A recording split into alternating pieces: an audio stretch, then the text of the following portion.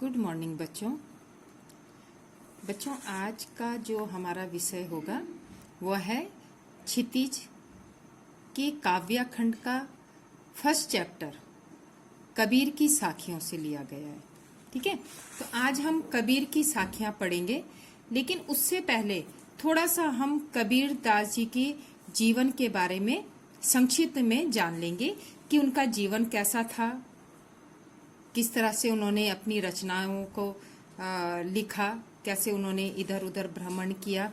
तो ये सब बातें हम इनके जीवन का थोड़ा सा संक्षिप्त रूप में हम पढ़ेंगे। जैसा कि किंवदंतियां, बहुत तरह की मतलब कहानियां प्रचलित है, मतलब इनके बारे में किसी को सटीक सही तरीके से पता नहीं है कि इनका जन्म और मृत्यु कब और कहाँ हुआ, लेकिन सभी लोगों ने अपने अपने तरीके से आइडिया लगाया कि इनका जन्म 1398 में काशी में हुआ था और उनकी मृत्यु 1518 के आसपास हुई थी। ये आसपास सिर्फ एक आइडिया लग रहा है, ऐसा कोई सटीक तथ्य नहीं है जिससे पता चले कि इसी समय इनका जन्म हुआ था। कबीरदास जी के बारे में, उनकी शिक्षा के बारे में कुछ पता नहीं है, तो उनके जो भी तथ्य, जितने प्रमाणित तथ्य हैं, उनसे पता लगता है कि इनकी कोई विधिवत तरीके से कोई शिक्षा नहीं हुई थी, लेकिन इनको सत्संग और घूमने का शौक था। इसी से इन्होंने अनुभव प्राप्त किया और कई तरह के ज्ञान को प्राप्त किया। अब ये जो है भक्तिकालीन निर्गुण संत के प्रमुख कवि माने जाते हैं। जो भक्ति काल था उस समय के सबसे प्रसिद्ध कवि कबीरदास जी को माना जाता है। इनकी कई रचनाएं हैं। कबीर ग्रंथावली इनका मुख्य संग्रह है। ठीक है, कुछ रचनाएं गुरु ग्रंथ साहब में भी संकलित हैं। अब कबीरदास जी जो हैं किस तरह के कवि थे? ये एकता में विश्वास रखने वाले, ठीक है, एकता में, उनके लिए ईश्वर एक ही है। उन्होंने पाखंड पर प्रहार किया है, भेदभाव और कर्मकांड का इन्होंने खंडन किया है। ये किसी एक धर्म को मानने वाले नहीं थे। उन्होंने कहा कि सब धर्म चाहे अलग तरह से अपने ईश्वर को माने, लेकिन ईश्वर का एक ही रूप है।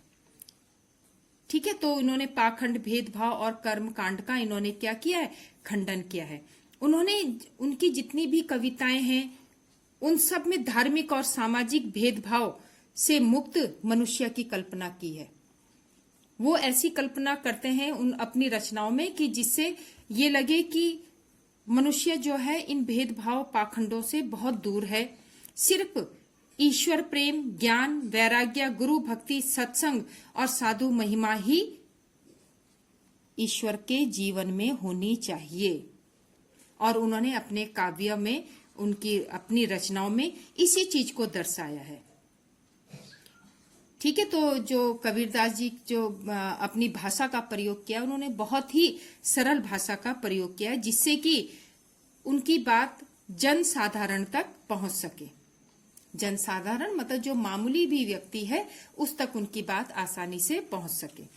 तो इसमें उनकी साखियां हैं, बहुत प्रसिद्ध हैं ये। अब इन्होंने साखिया में, इसके माध्यम से ये क्या कहना चाह रहे हैं? ये मनुष्य को बताना चाह रहे हैं कि किस प्रकार से मनुष्य को ईश्वर से प्रेम करना चाहिए, उसकी भक्ति में लीन होना चाहिए, तभी उसको मुक्ति का द्वार मिलता है। अन्यथा अगर वो लोभ, लालच, गृहस्थ जीवन में फंसा रहेगा, ईश्वर को भूल जाएगा, तो उसको मोक्ष की प्राप्ति नहीं होगी। अब इनका सबसे पहले इनकी साखी है। मान सरोवर सुभर जल, हंसा केली कराही। मान सरोवर के सुभर जल, स्वच्छ जल में, मानसरोवर का नाम तो सबने सुना है ना, जिसको देवताओं के स्नान का तालाब कहा जाता है। तो उस सरोवर के माध्यम से कवि कह रहे हैं कि मानसरोवर सुभर जल, मानसरोवर के स्वच्छ सुभर है स्वच्छ पवित्र जल में हंसा केली कराही। हंस जो है क्रीड़ा करता है, आनंद की प्राप्ति करता है। ठीक है, अगर कोई हंस मानसरोवर तालाब में पहुंच जाए तो वहां पर उस जल में वह आनंद की प्राप्ति करता है। मुक्ता फल मुक्ता चुगे, अब उड़ी अनंत न जाई। और वहां पर, कहां पर? मानसरोवर में वो क्या करता है? ठीक है, तो वह क्या करता है? हंस मुक्ता फल मुक्ता चुगे, वह मोक्ष रूपी आनंद रूपी मोती चुन रहा है। अब उड़ी अनंत न जाई, और अब वह यहाँ से उड़कर कहीं और नहीं जाना चाहता।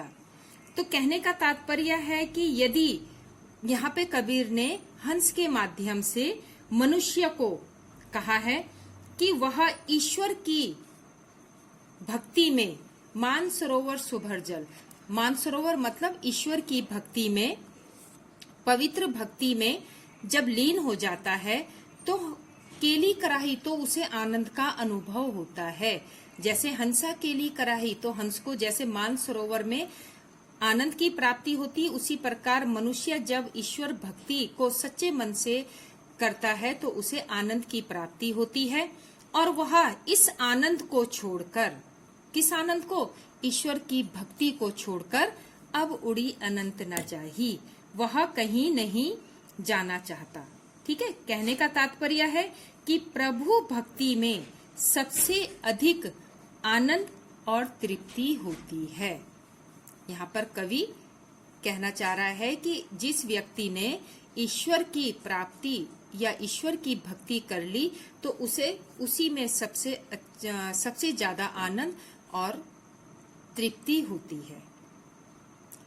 सेकंड है, प्रेमी ढूंढत मैं फिरूं, प्रेमी मिले ना कोई। अब कबीरदास जी कह रहे हैं कि प्रेमी ढूंढत मैं फिरूं, मैं ईश्वर रूपी प्रेमी को ढूंढ रहा हूँ। यहाँ पर प्रेमी किसे कहा है? ईश्वर को। मैं ईश्वर रूपी प्रेमी को ढूंढ रहा हूँ, प्रेमी मिले ना कोई, लेकिन मुझे कहीं भी ईश्वर की प्राप्ति नहीं हो रही है।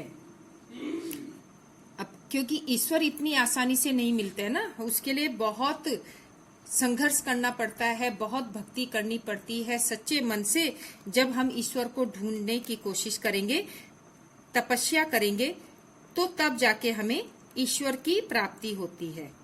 सच्चे मन से जब हम ईश्वर की साधना करते हैं तो हमें ईश्वर की प्राप्ति होती है। तो यहाँ पर कवि कह रहे हैं कि प्रेमी ढूंढत मैं फिरूं। हर मनुष्य कहता है कि मैं ईश्वर को ढूंढ रहा हूँ, प्रेमी मिले ना कोई, लेकिन मुझे ईश्वर की प्राप्ति नहीं हो रही है। क्यों? क्योंकि हमारी साधना में कुछ ना कुछ कमी है। लेकिन जिस दिन हमें प्रेमी को प्रेमी मिले, जिस दिन हमें ईश्वर रूपी प्रेमी मिल जाएगा, सब विष अमृत होए, उस दिन हमारे सारे विष रूपी कष्ट अमृत रूपी दुख सुख में बदल जाएंगे। जो हमारे विष रूपी दुख हैं, अमृत रूपी सुख में बदल जाएंगे। किस दिन? जिस दिन हमें ईश्वर की प्राप्ति हो जाएगी, जिस दिन हमें ज्ञान की प्राप्ति हो जाएगी। और जब इंसान को ज्ञान की प्राप्ति हो जाए तो समझो उसे ईश्वर की प्राप्ति हो गई। लेकिन जब तक वह इन पाखंडों में, आडंबरों में घिरा रहेगा, उस आडंबरों के बीच से वह ईश्वर को कितना भी प्राप्त करना चाहे, उसको ईश्वर की प्राप्ति नहीं होगी। ठीक है, तो यहाँ पे बहुत अच्छे रूप में उन्होंने बताया है कि प्रेमी ढूंढत मैं फिरूं, कि हर मनुष्य ईश्वर रूपी प्रेमी को ढूंढ रहा है, लेकिन प्रेमी मिले ना कोई, लेकिन उसे ईश्वर की प्राप्ति नहीं हो रही है। लेकिन जिस दिन प्रेमी को प्रेमी मिले, ईश्वर को, भक्त को ईश्वर की प्राप्ति हो जाएगी, सब विष अमृत होए, उस दिन उस मनुष्य के सारे विष रूपी कष्ट अमृत रूपी सुख में बदल जाएंगे। ठीक है, अब तीसरा देखिए, हस्ती चढ़िए ज्ञान को सहज दुलीचा डारे। अब यहाँ पे कबीरदास जी कहते हैं कि हस्ती चढ़िए ज्ञान को, यहाँ पर ज्ञान को कबीरदास जी ने हाथी की उपमा दी है। हमें कैसा ज्ञान प्राप्त करना चाहिए? हाथी के समान बड़ा। ठीक है, हस्ती मतलब हाथी, चढ़िए ज्ञान को, हाथी के समान बड़ा ज्ञान प्राप्त करना चाहिए। सहज दुलीचा डारी, लेकिन उसके हमें आसन अपना कैसा रखना चाहिए? कोमल, सहज, घमंड को त्यागा हुआ। हमने ज्ञान तो प्राप्त कर लिया, लेकिन अगर हमारे मन में अहंकार है, घमंड है, तो हम एक अज्ञानी कहलाएंगे। तो हमें बड़ा ज्ञान प्राप्त करना चाहिए, लेकिन अहंकार को त्याग कर। सहज दुलीचा डारी, शालीनता का आसन बिछाना चाहिए। स्वान रूप संसार है। अब ये कबीरदास जी ने इस संसार को स्वान कहा है। स्वान किसे कहते हैं? कुत्ते को।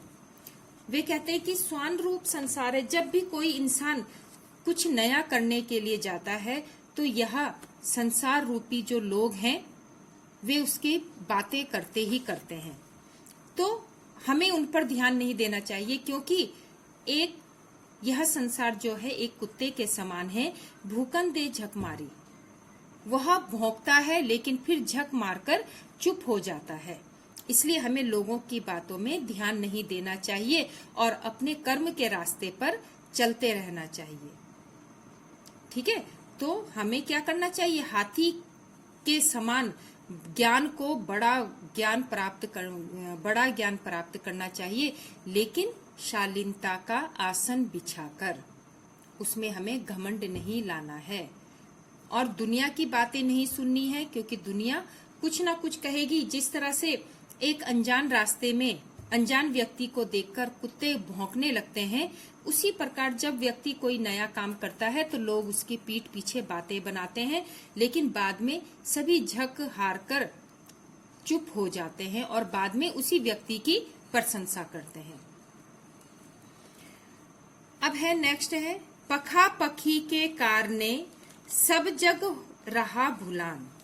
अब पखा पखी, पक्ष और विपक्ष, यहाँ कबीरदास जी ने सज्जन की परिभाषा देते हुए कहा है कि पखा पखी के कारणे, पक्ष और विपक्ष के कारण सब जग रहा भूलान।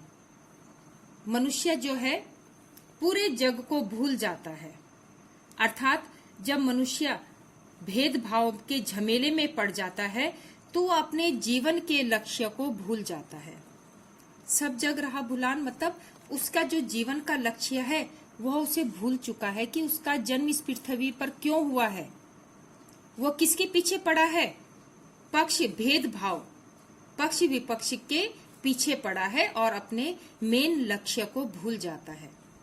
निरपक्ष होई के हरि भजे।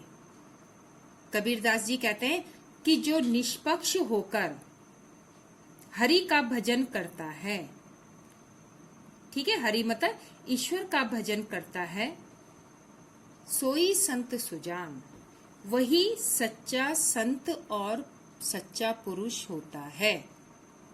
कौन? जो भेदभाव किए बिना ईश्वर का भजन करे, वही एक सच्चा और संत पुरुष कहलाता है।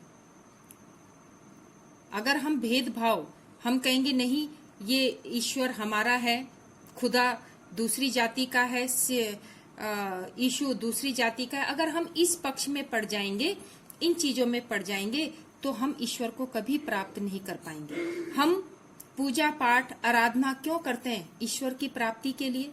लेकिन अगर हमारे मन में भेदभाव आ जाएगा तो हम अपना लक्ष्य भूल जाएंगे और हमें कभी ईश्वर की प्राप्ति नहीं होगी। ईश्वर की प्राप्ति किस व्यक्ति को होती है?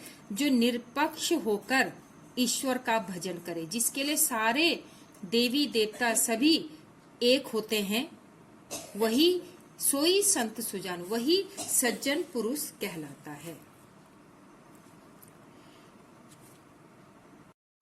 अब नेक्स्ट है, हिंदू मुआ राम कही, मुसलमान खुदाई। अब कबीरदास जी ने यहाँ पर देखिए हिंदू मुसलमान व्यक्ति किस तरह की बातें करते हैं, किस तरह उनका जीवन निरर्थक बीत जाता है।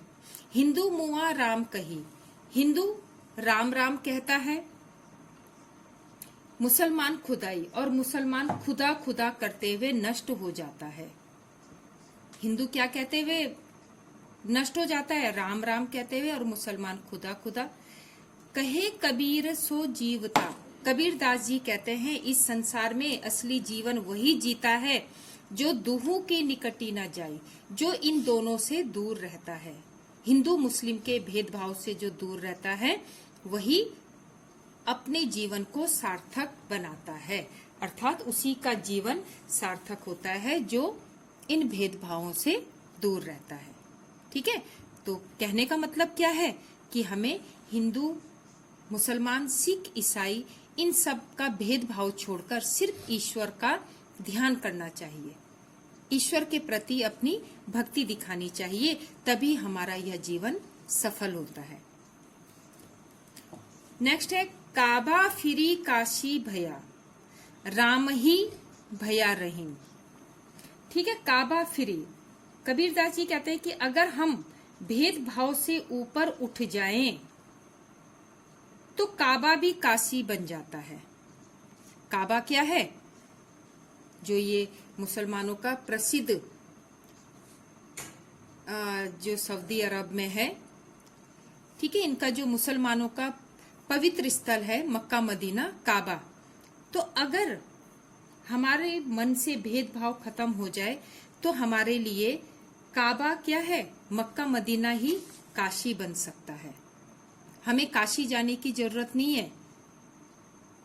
राम ही भया रहीम, और राम ही हमारे लिए रहीम बन जाता है। कब? जब हम भेदभाव को छोड़ देते हैं। सिर्फ ये नाम अलग है, ईश्वर तो एक ही है ना। राम को ही हम रहीम कह रहे हैं। तो अगर हमारे मन में भेदभाव ना रहे तो हमारे लिए मक्का मदीना काशी बन सकता है, राम रहीम बन सकता है। मोट चून मैदा भया। अब यहां पर देखिए, मोटे आटे को बहुत बारीक पीस लिया जाए। मोट चून मैदा भया, मोटे आटे को अगर बहुत बारीक पीस लिया जाए तो वो क्या बन जाता है? मैदा बन जाता है। ठीक है, लेकिन दोनों एक ही चीजें, सिर्फ नाम उनके अलग हैं। मोटा पिसा गेहूं आटा कहलाता है, और जो वो बिल्कुल महीन हो जाता है तो उसे मैदा कहते हैं। लेकिन क्या है? दोनों एक ही हैं। बैठी कबीरा जी, उन दोनों को हमें एक ही समझकर खाना चाहिए, उन दोनों में हमें भेद नहीं करना चाहिए। ठीक है, आटा और मैदा एक ही चीज होती है, लेकिन सिर्फ फर्क क्या होता है? आटा मोटा पिसा होता है, मैदा बहुत बारीक होता है। कबीरदास जी कहते हैं कि हम दोनों चीजों को क्या करें? उनमें भेद ना करें और उसको प्रेम पूर्वक खाएं। इसी प्रकार राम और रहीम का हमें भेदभाव नहीं करना चाहिए। दोनों एक ही हैं, सिर्फ उनके नाम अलग हैं। इसलिए हमें भेदभाव से ऊपर उठकर उनकी भक्ति करनी चाहिए। ऊंचे कुल में जन्मिया, जे करनी ऊंच ना होई। अब कबीरदास जी कहते हैं कि ऊंचे कुल में जन्म लेने से ही हमारे कर्म ऊंचे नहीं हो जाते। हमने बहुत ऊंचे कुल में जन्म ले लिया, लेकिन हमारे जो काम है, हमारा जो कर्म है, वो पवित्र नहीं है, सही नहीं है, तो हम क्या कर रहे हैं? अपने कुल का नाश कर रहे हैं। ठीक उसी प्रकार सुबरन कलश सुरा भरा, साधु निंदा सोई। सुबरन कलश, जिस प्रकार सुबरन सोने के कलश में, घड़े में सुरा भरा, यदि शराब भर दी जाए, साधु निंदा सोई, तो हर कोई सज्जन पुरुष उस सोने के कलश की निंदा करेगा। आ रही है आपको समझ में बात? अगर सोने के कलश में हम शराब को भर देते हैं तो सोने का कलश भी अपवित्र हो जाता है। तब उस सोने को कोई नहीं देखेगा, उसमें क्या चीज भरी है उसकी निंदा हर कोई करेगा। इसी तरह अगर हमने ऊंचे कुल में जन्म ले लिया तो हम ऊंचे कुल के नहीं होते। किसके कारण हम ऊंचे कुल के माने जाएंगे? अपने कार्यों के माध्यम से। अगर हमारे काम ऊंचे हैं, अच्छे हैं, तो हमारा जो नीच कुल भी होगा वो भी उच्च कुल बन जाएगा। और अगर हमारे कर्म अच्छे नहीं हैं तो हमने चाहे कितने ऊंचे कुल में जन्म लिया है, हम निंदा के पात्र ही बनेंगे और अपने कुल का बदनाम ही करेंगे। लोग हमारे कुल का नाम रखेंगे, उसकी निंदा करेंगे। ठीक उसी प्रकार जिस प्रकार सोने के कलश में शराब को देखकर सब सज्जन लोग उसकी निंदा करते हैं, ठीक उसी प्रकार हमें अपने कर्मों को सही रखना चाहिए, तभी हम अपने कुल का नाम रोशन कर सकते हैं। तो बच्चों, ये थी आपकी साखियां। आपने इनको रिवीजन करना है, ठीक है। और इसकी जो व्याख्या है मैं उसको आपको वर्कशीट में दूंगी और आपने इसको अपनी फेयर नोटबुक में करना है। Thank you.